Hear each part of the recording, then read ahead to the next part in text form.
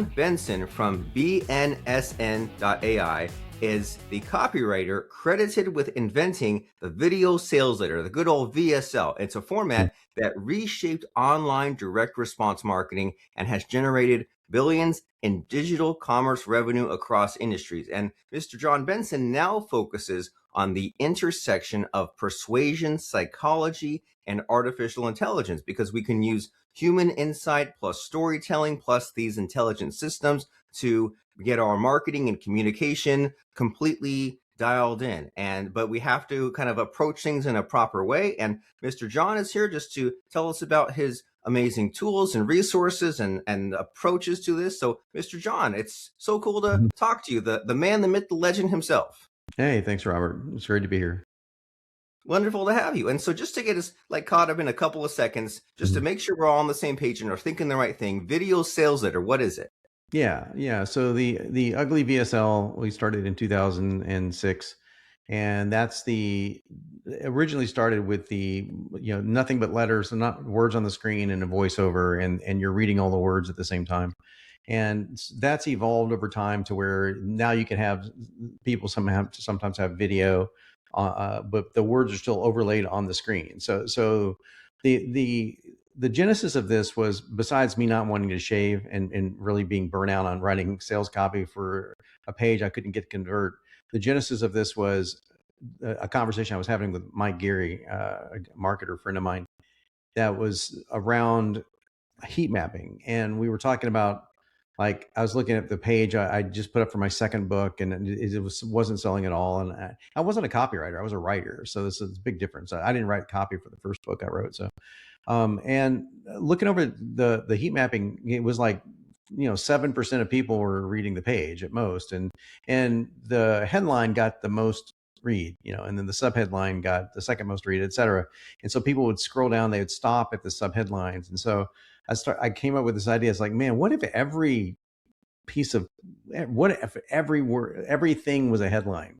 Wouldn't it be cool if we could get everything being a headline? And so that's how, in case people wonder, because I get asked this by people that are like, aficionados of the VSL, they're like, when you first came out with your 3X VSL way a long time ago, 2009, I think it was, it had like this rule that everything had to be title case.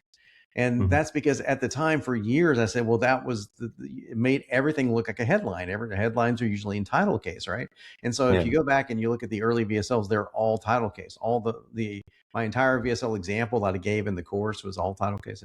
And that's why, because I was like, well, let's make it all like headlines. And so psychologically kind of get people to think everything is as important as a headline.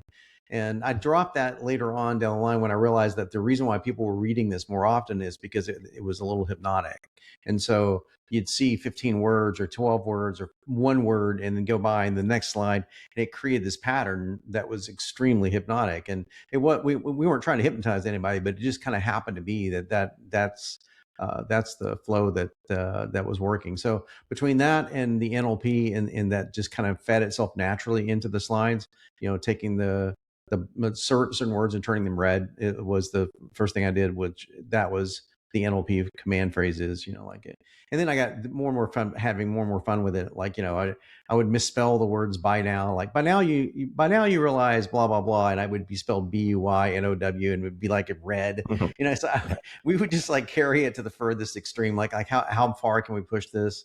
I was the first guy to remove the pause feature on a VSL. We created the very first magic buy button, where the buy button drops down at a certain time. So we were just force people just to watch just a video, and there's nothing else on the page. We didn't even have a headline when we originally started. It was literally just the video on the page, nothing else. And so the whole thing was like, let's just take away every distraction. And that became, and still is, $14 billion a year business. So crazy that it did what it did. So people still use it, obviously.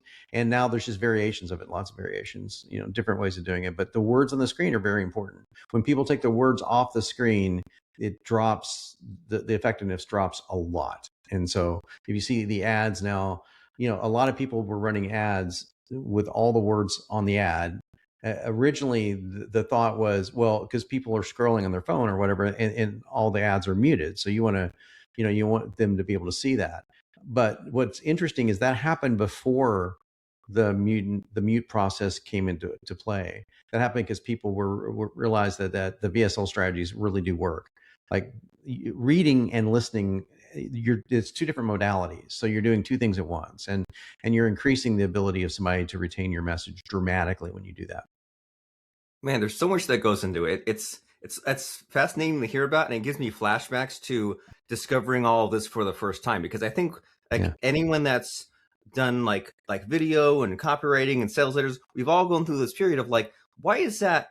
Why is it that the centered and giant text and big ugly red headline, why does that work? Well, just because it does. So it's Yeah. like the best practices. And sure, you can try to be fancy, but it won't get you the same results. And like there was remember Ken Evoy, Make Your Site Sell, and he had some sales letter that was like, he showed like, here's a web page that with like beautiful graphics but no text. And then he said, here's an ugly web page but with text. Like, which one will make literally any sales? The one with just the text. And then you think about like the Gary Halbert stuff, or like the ads with like the typewriter font, or like just there's a lot of like just silly human nature stuff that like we just don't really think about. Like you're saying, the text on the screen plus the spoken words, and then there's been all these kind of iterations, hasn't there? Of like, first it was just okay, any video, but then no pause button and no fast forward and no seeing how long the video is, and the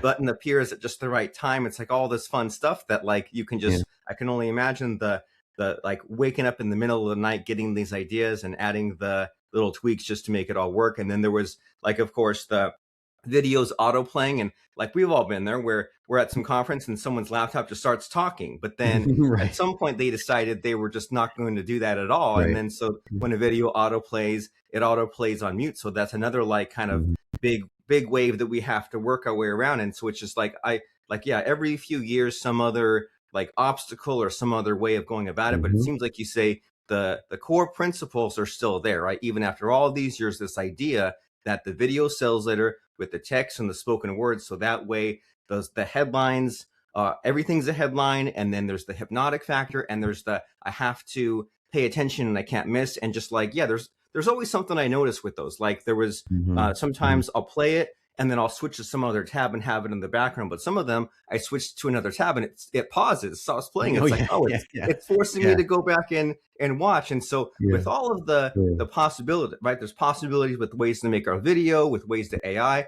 Like, do you think maybe someone could be like overwhelmed and confused and say, hey, Jon, like, how do I just get a simple like entry point into this? Like, how do I get a grasp, or how do I use VSLs the right way when there's like a million possibilities? Right. Well, I mean, so by far and away, all those tactics, I mean, except for a few of them, we came up with. I mean, we had to. We were like the only people really doing this back in the day, and so all of it. It's so funny. I've got the original JavaScript code for the magic buy button. Ted, my developer, created. It's just really funny because he actually has it on his personal website for development. It's like it's kind of funny because it's like those things that you just completely take for granted. Like it's built into ClickFunnels, it's built into, we use Vitalytics, and the guys that own Vitalytics, they said, man, we started a company because of you. We started a company because of the VSL basically, and they became super good at all the VSL stuff. That like this thing you're talking about, you switch tabs and it pauses, and and they've got all kinds of really cool features, and we use them exclusively. So, but as far as like where to start, people get really. This sounds like the most obvious thing in the world, but in today's world, it's not, and I don't think it was even back in 2006. The words are the most important things that you have to sell anything. I mean, you can make the argument that it's if you're in person, it changes a little bit because you have a dynamic of people buy from who they like and trust and all that stuff. Reputation, I'm not saying that's not important. Obviously, it is word of mouth. but word of mouth has the word word in it. It's still coming down to words. How are you communicating? And when somebody that's a stranger lands on your site, the gold standard for any kind of copy is, does it convert to cold traffic? Because if it's warm traffic, like if we know each other for a year and then I say, hey, you should go check out what I'm using for, my, I got this new gym thing, or I got this new guitar thing or whatever. And then you go to the gym and you play guitar. Then you're going to probably listen to me and go over there, and it's going to be a lot. To get that sale is going to be super easy. Okay. In comparison. But if you're completely cold off of Facebook or YouTube or whatever, and you click on something and you have an awareness level of like, you're just a 1, right? You don't even know there's a problem. you don't, like, you're just kind of fascinated by something. And if you can sell that person, that's all words. There's no amount of fancy video that's going to sell that person. They're not going to buy something because they don't even know what the problem is. And they go, yeah, man, that video just convinced me there was a problem. Well, that's a story. You have to tell a story. You have to be persuasive. And so when somebody says to me, where do I start? You start with the copy. And the copy is by far and away the hardest part. From there, you can always add video intros. You can always change your leads. You can always change the colors on the pages. All those things can come after the fact, but you got to start somewhere. And when we built Benson, that's the AI that does this for us now. The original intent was called Benson because it was going to be for VSLs. It was originally called something totally different. It was called VSL Pro originally, and I thought, well, I don't want to just limit it to VSLs, because if we can write VSLs with AI, because no one was doing it back then, and no one still does it, to be honest with you. It's a very difficult thing to do. If we can write really high quality VSLs, then we're so far above every other like copywriting AI that there's out there, because it's so limited by context. And you use 7,000 words, 8,000 words. You're talking about a lot of variation.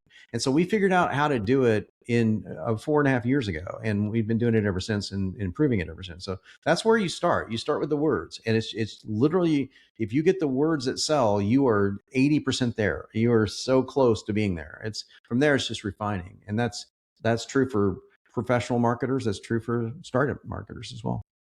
Oh yeah, and that's such an aha. And you hear stories about that too, about like testing and even like in my own case, like I've had so many times when I brought a sales letter from 1% converting to 4% just by like taking like the first 2 words out of a headline, or just like changing like one little bit. And I'm like, really, it makes that much of a difference? But then you think about our own buying habits. Like I'll be looking for like one reason not to buy, right? Okay, well, the sales letter is too long, or they say this one thing I don't like, or the video is like a demo instead of spoken words. And I'm just like, I'm confused. I don't even know what this is for. I don't like the color of the title bar on the software they demoed. I'm out. Versus just like this idea of making it super simple and then walking them up from, hey, they're at that maybe attention interest level 1, and then you kind of get them more warmed up and more of where you want them to be. And so it's cool to think about, and especially where AI comes in, because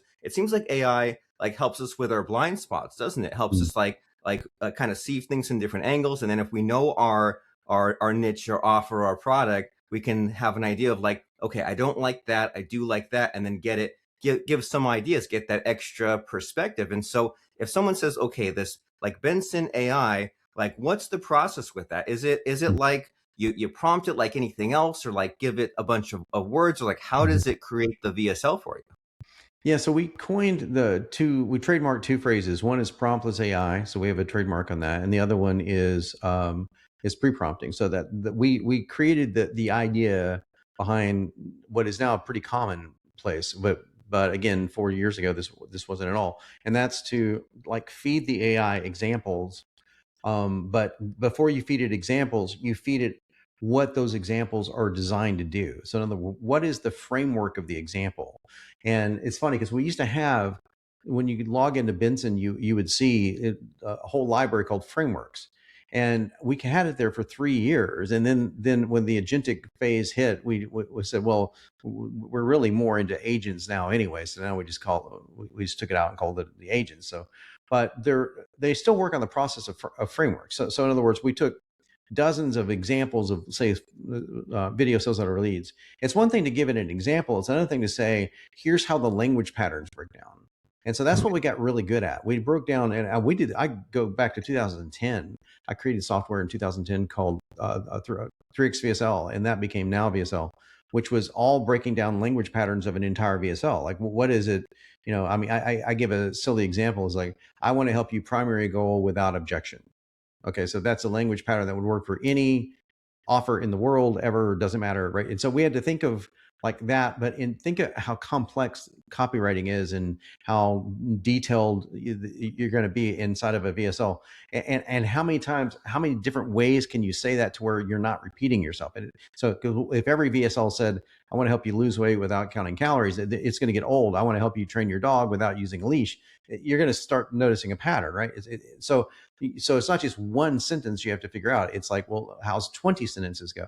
And so we would feed the AI these 20 sentences, if you will, for an entire lead or for an entire story, an entire problem section of a VSL, and then feed it what those samples look like in completion, and then give it the prompts, and then give it the commands. And now we do this through what's called front matter loading and skills and all that stuff and tools.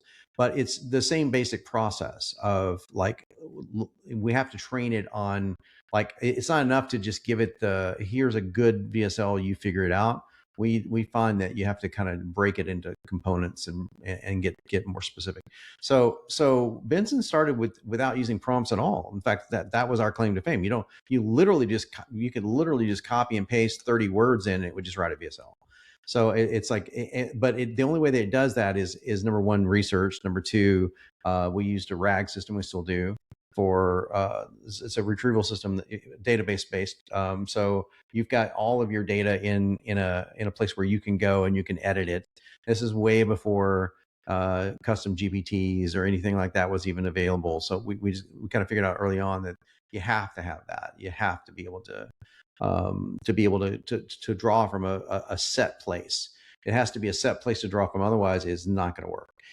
And then from there, it's like it's all training. Every single section of a VSL had to be trained. So that's how it works. And I'll tell you that the same thing is true if you're using Claude or Chat or whatever you're using right now, and you say, write a VSL on how to train my dog. Good luck with that. It's going to sound really schlocky, and it's going to use a lot of the AI-isms, and it's going to lose cohesion. And because each section of a VSL requires, in our opinion, a different LLM. So, I mean, sometimes we use 4 different LLMs to write a VSL, and we'll use 9 models to write a VSL, because we know that certain models and certain LLMs work better for certain things than other things. So Benson's always been LLM agnostic. So we'll say, oh, it's going to work better if we use GPT-4.1 for this, and we use this temperature setting, and we use that, and then we send just that section, and then we rewrite it 3 times before you ever see it, and then you see it, and then we go to the next section, and you can just talking it out, you can understand, like, man, I would not want to do that on my own through, obviously you can't do it with one AI. You have to use multiple AIs, at least not get it as good as we do. But that's how it works. And yeah, it's pretty amazing. It can write a VSL really quickly. I mean, we're talking like, you put it in there, and 8 minutes later you have your entire VSL written. It used to be a 30-minute process, and now it's gotten to be a lot faster. So yeah, it's pretty cool. I mean, and it sounds like a copywriter. It doesn't sound like ChatGPT is like, where it starts with the rhetorical questions and the horrible copy. It's like, like, here's something no one told you about fat loss. Do you want to lose weight? Do you want? It's like, nah, man, I want to stay fat. No one says these things, right? No one in reality says these kind of dumb things that Chat likes to say a lot. So we kind of got rid of all that, and yeah, that's how it works. But it's just not just for VSLs. I mean, we do entire funnels. So, but that's how the VSL part works. Well, very cool. And my brain just like is geeking out about all this as you're talking. And I don't know what the term is, but when I talk to my AI, I'll call it the AI stink, right? When it says it's not X, it's Y, or it says like, well, the room felt heavy, or this is the indictment, or this is the verdict. These things that, like, on the surface, you're like, okay, I guess. But then when you look at like the actual words, you're like, not one human talks that way. Yeah, If yeah, it's supposed to be trained on all of humanity, it's still not quite there. But it's so cool to think about, because I yeah. think I don't know how you were, John, but like in school, I dreaded like writing essays, right? Just because there weren't enough like guardrails, right? Like you look Right, at a blank right. page, you could go anywhere. And then when this whole copywriting thing came about, I'm like, oh, cool. So it's like, it's maybe like 75% science. There are rules, and that takes out some of the guesswork, right? Where like they said, like Mhm, rewrite sales letters by hand, or like try to come up with like sentences that are exactly 7 words, and you start being more careful with what you drop in. Or they say, here's like power words and like the template, like, like templates that you mhm, don't want to be too templated, but it shows you what works, and like bucket brigade and all these things that like, oh, there's these like mhm, helpful tools to mhm, help us get us there. So when you say like to get this part of the copy figured out, it's this LLM, and this other part, it's like, it's just so cool to hear about, because it's like, sure, there is like art and creativity of it, but you're like, well, you're having these like micro objectives just to like in a lot of cases, just keep them watching the video for like 3 more seconds, right? Get to the next part, or get this mhm. emotional reaction, make them think, but not too much, drive them to action. It's so cool to think about, just like you're like, in a, even in like a 3 minute video or something, you're like, well, there's 25 little, just nudging them along a little bit. It's like Mhm. such a cool concept. And so you say that like it can output like the fully made video and the fully made funnel. Like what are the outputs of this thing? Yeah, so you can basically with the new version of Benson, which is coming out this week, as a matter of fact, you just now you can just chat with it and say, I need to sell. I got a book I need to sell, or I got a video course I need to sell. You just be very vague with it, and it will help you narrow down. Well, okay, what's your tolerance factors? What do you like? What are you willing to do? Cold traffic, warm traffic. What mediums do you like? Okay, so I can come up with a plan. So it's based on we've got hundreds of funnel designs that our knowledge base is trained on. So, okay, so we're going to pull this funnel. It's called we have names for the funnel, and it's going to have these components to it. And we'll soon just start building it for you. It's pretty insane. I mean, it's there's nothing out there like it because it's trained on nothing but stuff that we do. So it's like, meaning it's stuff that we've either I've done over the years or our copywriting team has done over the years. So yeah, it's stuff that it's pulling from trained copy. And it doesn't mean it doesn't make mistakes. Believe you me, I would love to say that Benson's flawless and never puts out it's not X, it's Y. Every time I see that, I die a little bit on the inside. Man, there's about 20 AIisms that just drive me crazy. That's got to be that one ranks right up there with the word honest. Whenever and that's a Claude thing. Claude can't go 4 seconds without using the word honest, and so now it's ruined everything. It ruined M dashes. Okay, so I don't know if you guys know Oh this or yeah. not, but I'm going to tell you anyway.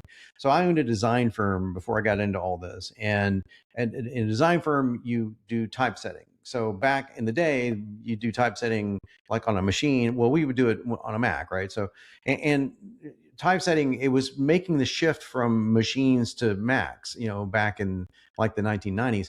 And let me tell you, if you didn't use an M dash, it was booted. It was like foreboding. If you go back and look at all the high end annual reports and all that stuff, they all have M dashes in there. That's where it learned it. That's where AI learned it. But since Mm. AI now uses it and people don't in our modern vernacular, it looks like AI slop. And so we had to go in and train it not to use M dashes of all things, where it used to be the thing that you would have to use.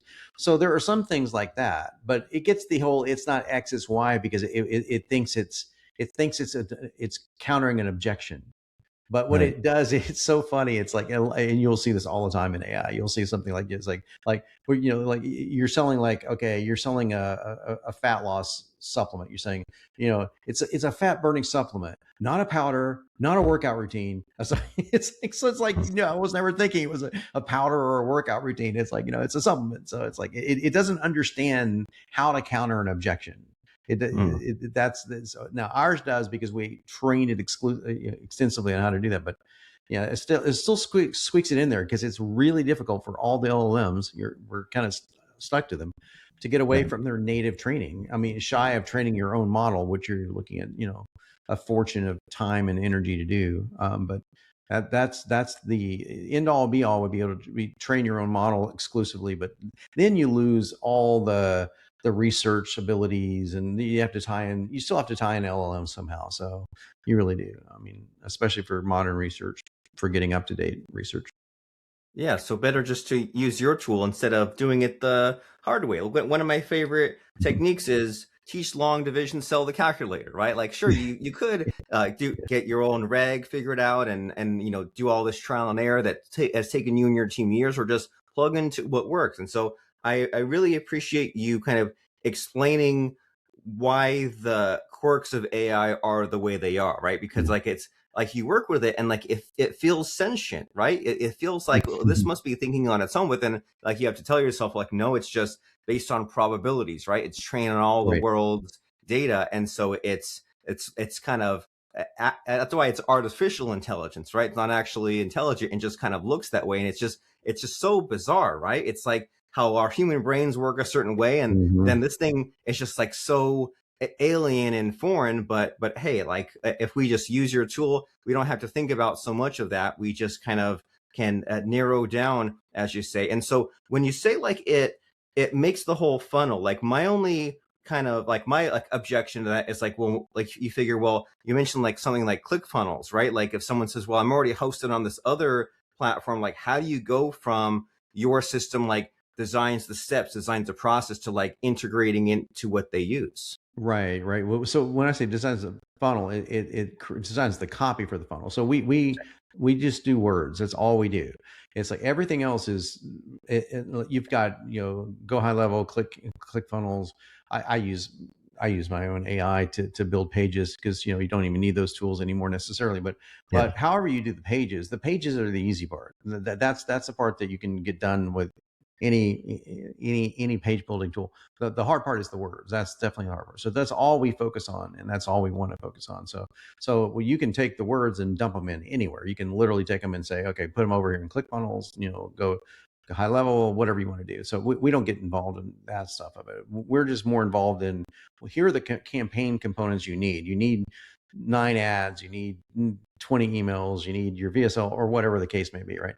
So that's if you just think about like what that means, it's like if you come into something and you say, I want to sell my coaching service, or I want to sell whatever it may be, how do you know what you even need unless you're a marketer? Unless you're a you don't, right? You're kind of, and that's who we're targeting as customers, is like, I don't know what I need. Okay, well, because our AI knows what you need and says, well, here's what I think you need, and then you can say, well, I also want this. Okay, I'll add it in, and then you build a campaign around it, and it just starts building the copy for you. So I mean, it doesn't get much easier than that. It really doesn't. But to build copy based on all proven winners, in other words, like we're not telling the AI to write you 5 emails.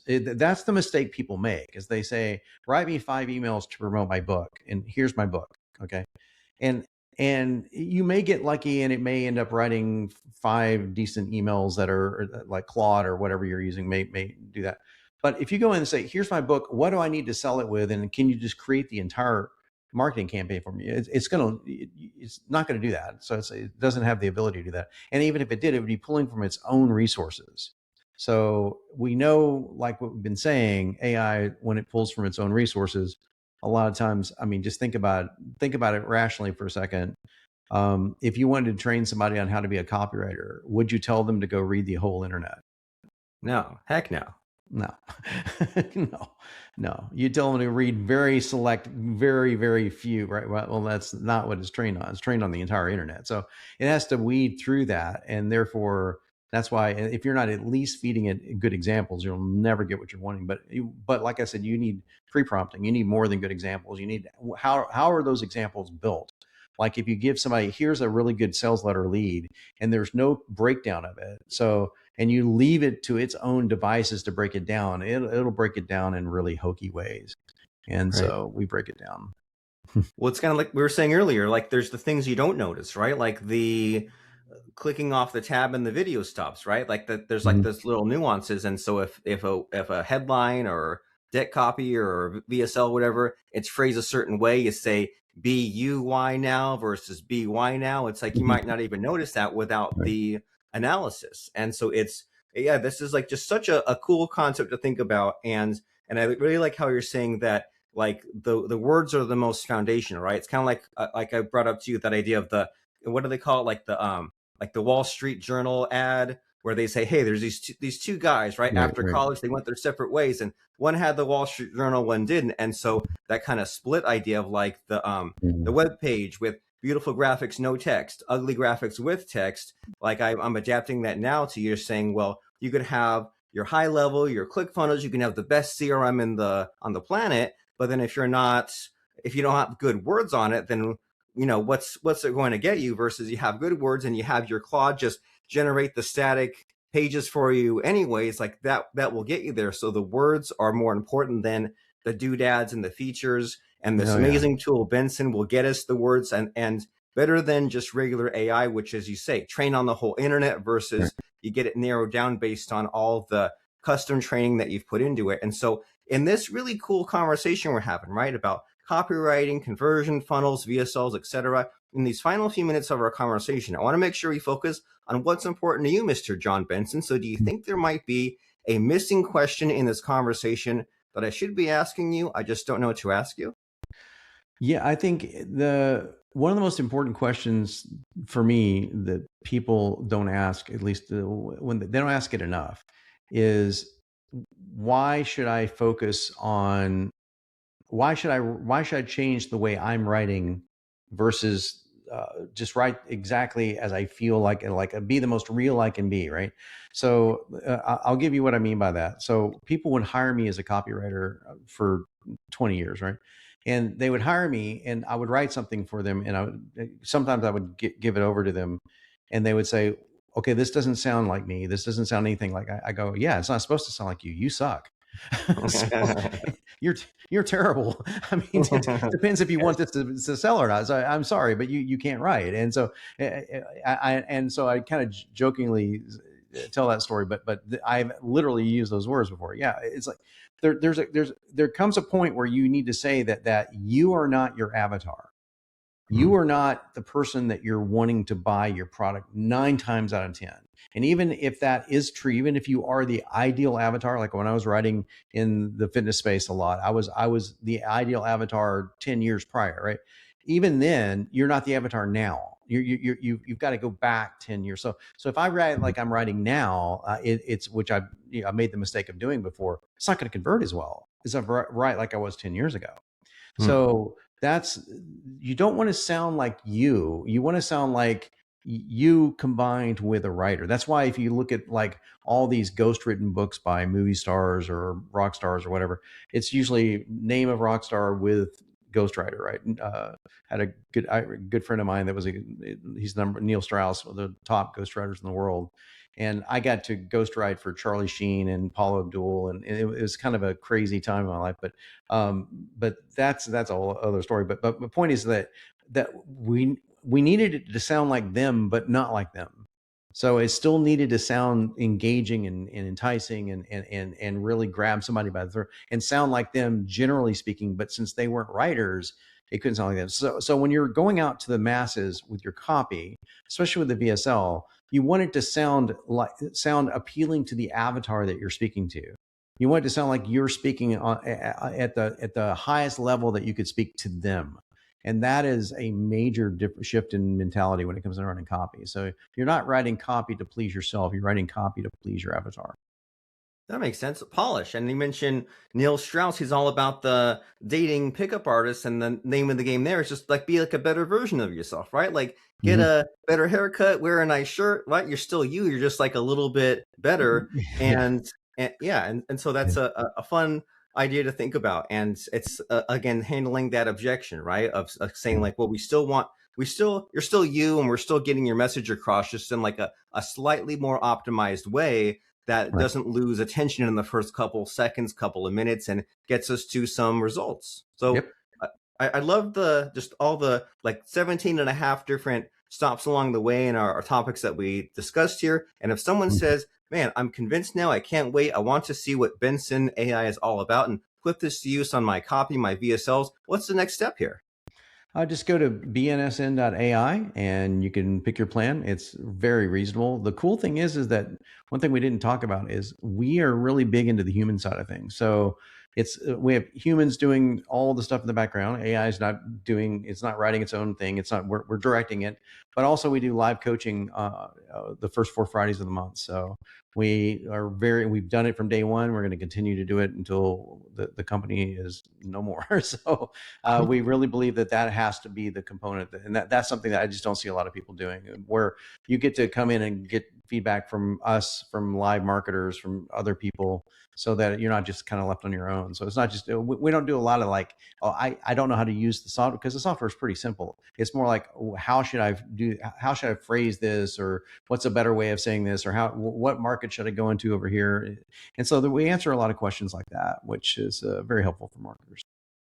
Oh yeah, I can imagine, and it helps everyone involved, right? Like there's the feedback loop. It helps your users use it, but then also you see how it's being used, and I'm sure that just gives you new ideas for pivoting and innovation and new features and things to remove or make better. Like it's so cool to think about. There's the software and what it does, plus that human factor and what is then done with it. So just such a cool concept you have here, such an amazing system you built that we can find at BNSN.AI,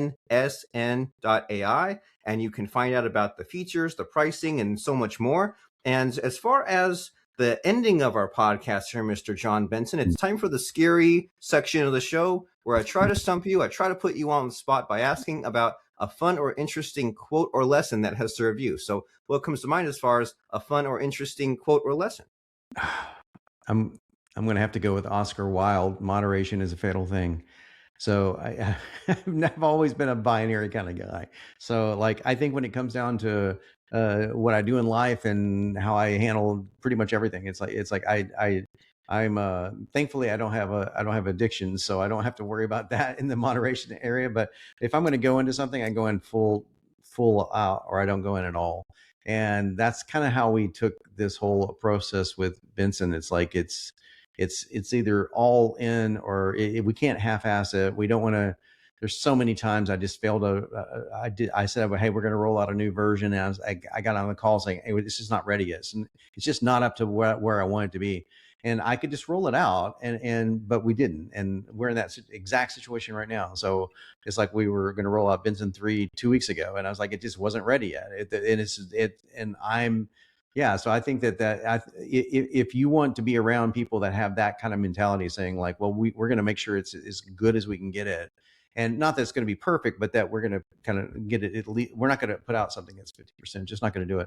There's too many people that just put out wrappers of ChatGPT. And that's just, we've never been that. We've always been something that's trying to do something pretty ambitious. And, there's drawbacks to that. There's people that can, there's a good friend of mine, a very famous marketer, wrapped around, Claude and gave it a different name. And, I get it. I totally understand it, but it's extremely limited, and that's not going to serve people in the long run. So we're kind of more in the long run business. And if that's interesting to the person listening, we'd love to have you. I like it. And I'm all for that. The ambition, the obsession, the extreme, and the striving for perfection. As you say, you won't quite get there, but that's no excuse to not try. And so if you say, this is what I need in my business, I need to take my copywriting and video sales letter seriously, go and sign up at BNSN.AI. You'll be glad you did. You'll have so much fun using this tool. You'll be amazed that you'll say, why the heck was I using Claude and ChatGPT for my copywriting anyway? This is the tool I need, BNSN.AI. And thanks so much, Mr. Man, Myth, Legend, Jon Benson, for just giving us, like, I feel like I just took like 8 different copywriting courses. So thank you for that. Thank you, Robert. Appreciate it, man.